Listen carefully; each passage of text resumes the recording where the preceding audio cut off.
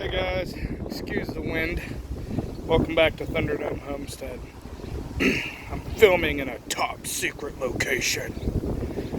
I wanted to show you guys something. I have a little what I call the fuel depot for the property.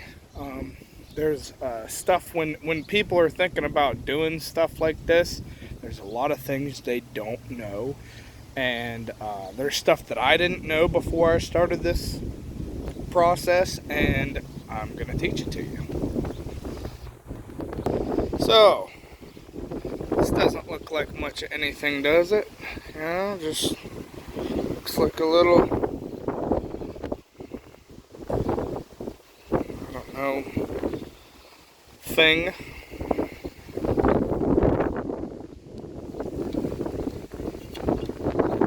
But upon closer inspection,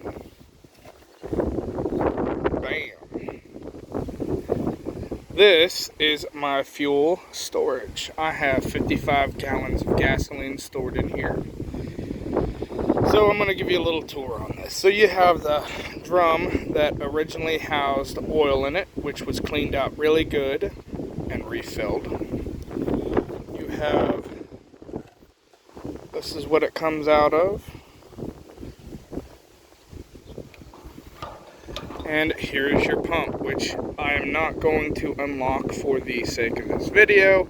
However, you pull it, you push it, you pull it, you push it, and the stuff comes out. I have that plumbed into a 10 micron filter here, and then that goes into there, where it comes out. So,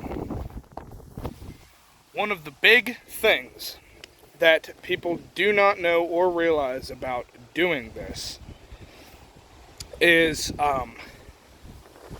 obviously, since gas is it's got an extremely low flash point and it is very volatile as a liquid. Actually, it's the fumes that are flammable. However, it's still very dangerous to keep. So even one little static electricity shock can ignite this.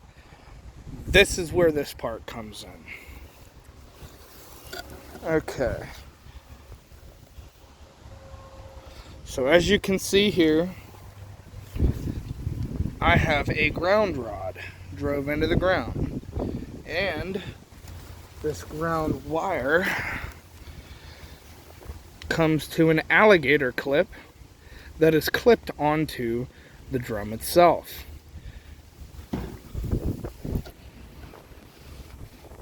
What this does, guys, is it grounds out any potential static electricity, therefore preventing explosion. So, you see here I built a little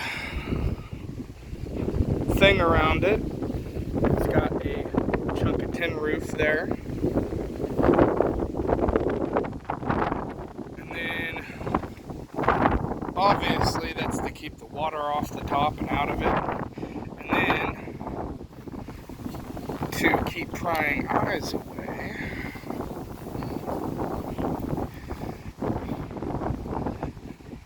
there's that.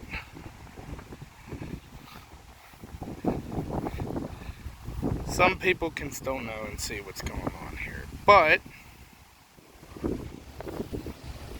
that's what I did. Now it's sitting on a little skid foundation with the frame built around it. But that's the gist of it, guys. If you want to store fuel,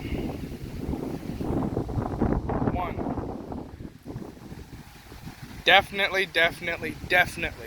ground out your container.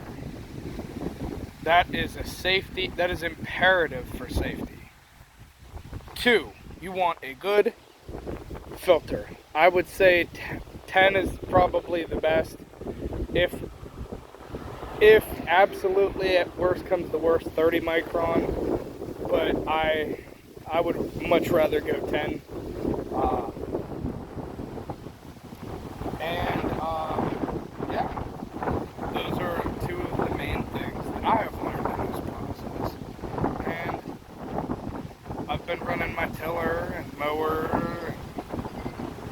all kinds of different stuff, even a generator on that fuel. There have been some issues. I initially had some water, I think it was condensation from the heat. So I put ISO heat, which is this stuff right here in there. Now what that does is that mixes with any water, which will sit on the bottom. The water, so gasoline is like oil. It sits above water. If any of you guys have ever done that experiment in science class to where, you know, the oil and the water, they separate, same concept. The gasoline sits on top and the water sits on the bottom.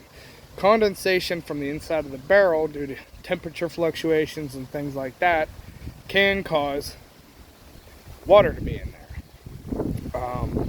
So what I had happen was I went through that and I put it into a clear container, dumped the gas off the top. But that ISO heat does help, because what it does is it mixes in with the water and it essentially makes it burnable. I mean, it dilutes it enough so that ISO heat is made of methanol, which is basically the same thing if any of you guys watch Moonshiners or anything. That is the first stuff that comes out of the still. So basically you mix that stuff in and it thins that water out enough to burn through your engine. I still separate whatever water there is. I'm not exactly sure how the water got in there, but again, full disclosure, I ain't gonna lie to you guys. I told you guys from the beginning I would share with you my successes as well as my failures. And when I mess up, I'm gonna tell you about it, because sometimes you learn the most from your mess ups. Alright guys, it's getting a little crazy windy here. I hope you guys learned something from this, and I'll talk to you later.